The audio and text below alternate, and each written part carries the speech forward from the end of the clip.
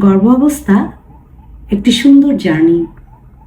9 মাস pregnancy অবস্থায় ধাপে ধাপে কিছু বিপদ চিহ্ন দেখা দিতে পারে, যেটি মা এবং শিশু উভয়ের জন্যই ক্ষতিকর। আমি ডক্টর শাহনা রাজ্জাক আলী, গাইনি বিশেষজ্ঞ, কথা বলছি আপনাদের সঙ্গে আজকে 9টি কঠিন সমস্যা নিয়ে, যেটা হলে অবশ্যই আপনার ডক্টরের সঙ্গে যোগাযোগ করতে হবে। প্রথম ট্রাইমেস্টার বা প্রথম 3 মাসে যে সমস্যাগুলো সাধারণত হয়, এই সময় বাচ্চার অঙ্গ প্রত্যঙ্গ তৈরি হয়, একটু ব্লিডিং হচ্ছে, তলপেটে ব্যথা হচ্ছে।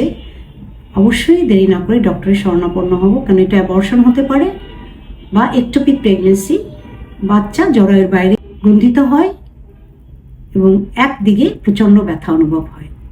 যে সমস্যা হতে পারে প্রচুর বমি, হাইপারএমেসিস গ্র্যাভিডেরাম, যেটা পানি শূন্য হয়ে পড়েন এবং ইউরিন বন্ধ হয়ে যায়, জিহ্বা শুকিয়ে যায়।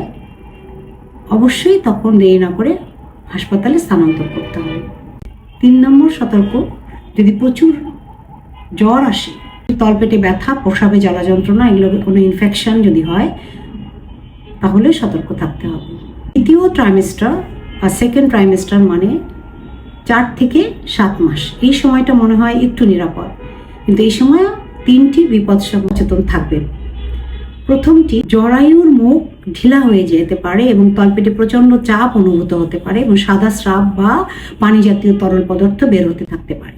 দ্বিতীয়টি, হাত পা তলা চুলকানো, সমস্ত শরীর চুলকানো, এটাকে অবস্ট্রাটিক জন্ডিস বলা হয় এবং এটা লিভারের সমস্যা জন্যই হয়। এটাকে বাচ্চার ক্ষতি হবে এটা যদি আমরা চিকিৎসা না করি। তৃতীয়টি হলো বাচ্চা কম নড়া বা নড়া বন্ধ করে দেওয়া। 7ম থেকে 9ম মাসে কি সমস্যা হলে আপনি ডাক্তারের কাছে যাবেন? একটা হলো প্রিম্যাচিউর লেবার, হঠাৎ করে তলপেটে ব্যথা, তলপেটে চাপ অনুভূত হওয়া, একটু একটু রক্ত যাওয়া, সময়ের আগে ব্যথা ওঠা।